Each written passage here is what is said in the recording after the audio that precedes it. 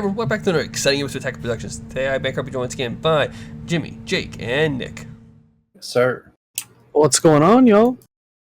Howdy, howdy. And today's matchup is Jimmy versus Nick. I kind of asked Nick to bring Beerus. We hadn't had it on the channel since, I think I did it once, but I forgot to get the profile. So, Nick brought it. We got a match of it. We got a profile coming out later this week as well. And Jimmy's bringing back Dark Broly. So, like always, buttons down below. But let's get into today's matchup. Yeah, so Dark Broly does Dark Broly things. So, Nick, talk about your 4-life Beerus deck. Well, I'm going to preface this. Have you ever heard of the phrase, unstoppable force meets a movable object? Well, this is more like an unstoppable force meets a wet piece of toilet paper. Meets an incredibly movable object.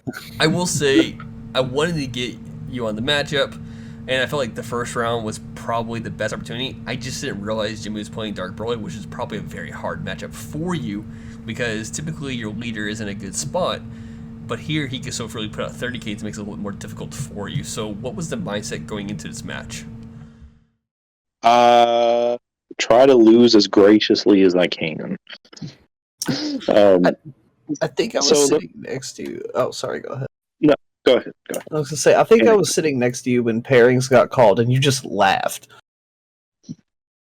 Yeah, I mean, if you know anything about either of these decks, I mean, it's very one-sided.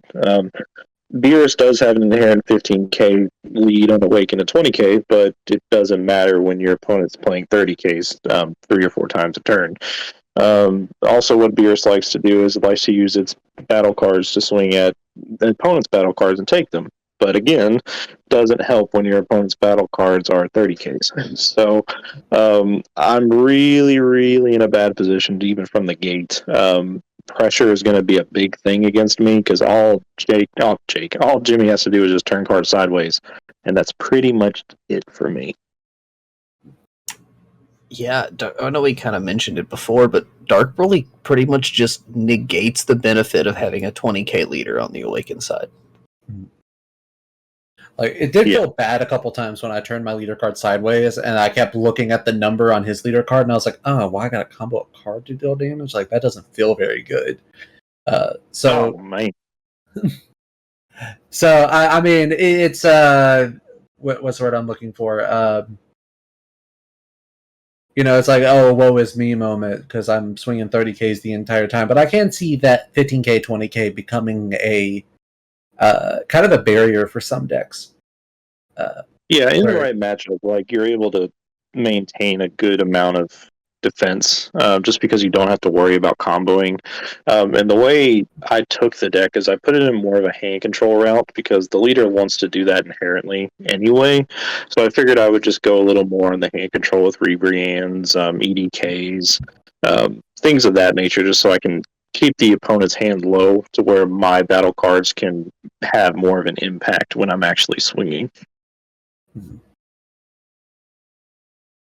Yeah, what was I going to say? It just really lends itself to that kind of control strategy, especially with you have access to like EDK and Champa Destroys, and those put you at 35 on the backside. It makes it really difficult for most opponents to do math on how to guarantee a point of damage. Yeah, and with the lead, you don't inherently swing when you're unawakened. What you want to do is activate main, switch it to rest mode, and play a 2-cost from your hand, or 2-cost U7 specifically. But I didn't see any for the first couple turns, so it was kind of just I was drawing cards and doing nothing, which wasn't the best feeling in the world, but I was able to at least get something in my hand. And the only thing I really had that could do any good was the Wicked Saiyans, so that's why I swung with Whis to combo, and he has to take it since he doesn't have cards to tap. Well, if you're gonna make a play, make a big one, right? Like, here comes the secret rare. Yeah, might as well. And in a way, it kind of felt good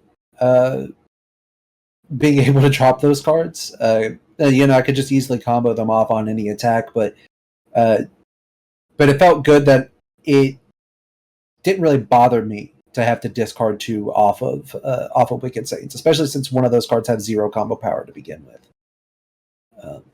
And I won it in the drop area. I did decide to protect Demigra here, just to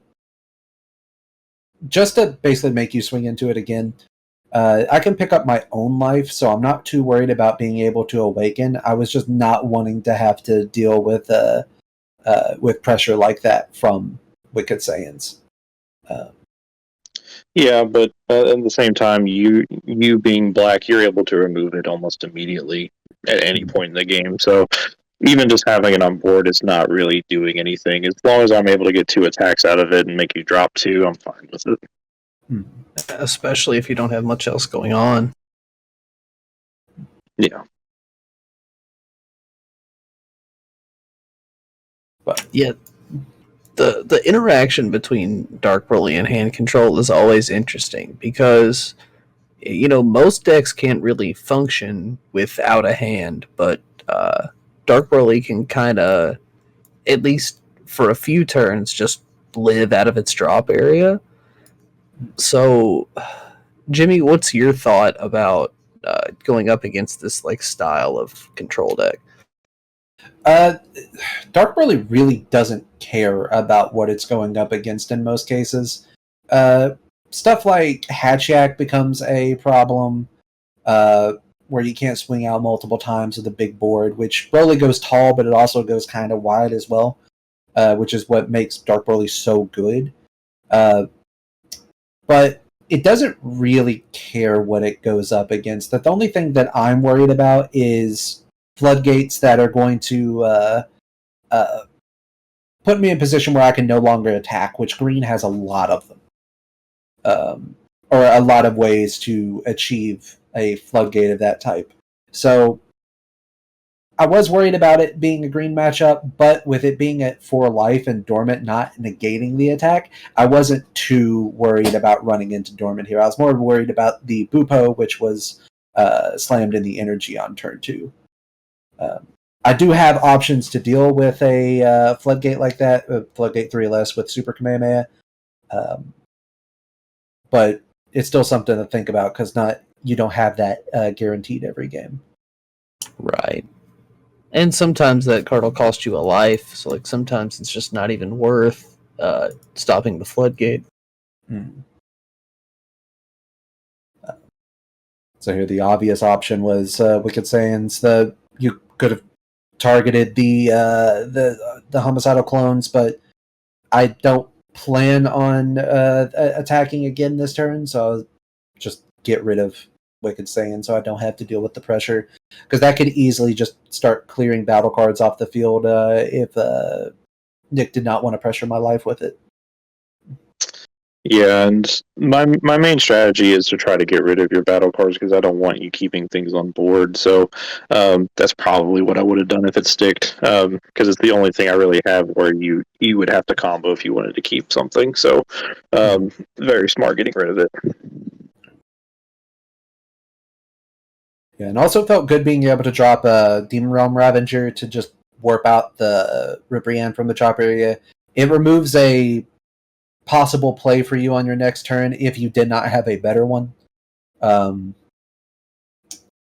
to be honest, I don't mind dropping cards, but I'd rather drop them on my own accord instead of having my opponent force me to. Well, typically, Rebriand is only really good in the early stages of the game, where your opponent's not really doing much. I don't want to tap out late game just so you can drop 2 cards, especially with your leader being a draw 2 leader. Your hand was pretty healthy regardless, so even doing a hand control strategy was kind of moot at this point because I'd be spending energy for nothing, more or less. So it was better just to... I was okay with it leaving, is what I was saying. Yeah, you got your value out of it, and you can just move on to other threats. Yeah. And I believe I'd choose to protect the thwarting here. I do remember you were swinging into thwarting, if I remember correctly. Yeah, I was. And I even swing with this. which this was a little scary. Yeah, because one of the things about the Nameless Planet is it has to be a green universe card for it to work, where it swings underneath. And so I was kind of just doing a little bit of baiting here. And plus, like I said, I just really wanted boarding out off the board. So if he wants to defend it, he can. Where I have all my super combos. Yeah, I knew that. Like I said, there's no real reason defending at this point, just because this stuff is so tall, and I didn't really have an option to go in on my board at all. So my plan was to just see if I can empty his hand one way or another. Yeah. And I think I like triple confirmed here. I was like, so you don't get a card on a Nameless Planet, and you don't get to play hit, correct? And I still don't remember exactly the text on hit, but I was so scared of that card coming out in one way or another that I was like, you know what, I'm just gonna combo up. Yeah, hit has to KO something for it to come out on the board. And since you did combo a pretty good amount just to keep the thwarting, I figured it was okay to rebrand. One open energy, I believe I have a dormant in hand. So it could be relevant, but if I'm at 3 life and you have a double striker on board, it's gonna be rough. Yeah. You could have extended this game by just like holding on to a lot of those floodgates, but ultimately I feel like your analysis of like the threats are really just too tall, and the only thing that really matters is like hard negates and blocks is pretty apt for this matchup.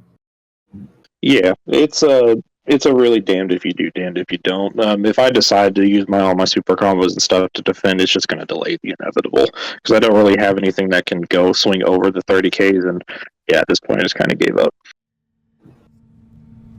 I mean, ultimately, it was a very rough match, anyways. And he has Super Kamehameha, so if you had something to kind of bite back, because I think doesn't one of the Goku or Vegeta's KO card? No, that's a different deck. Well, there is a 4-drop Goku that KOs a card, but I don't run it. Fair enough. So with that being said, that saves matchup. Thank you all for tuning in. Keep in mind there's buttons up below on the screen, and I'll let someone do an outro. Black good, green bad. Until next set, right? Yeah, until next set, where black is also going to be good and green will be slightly better. I think green will be good next set.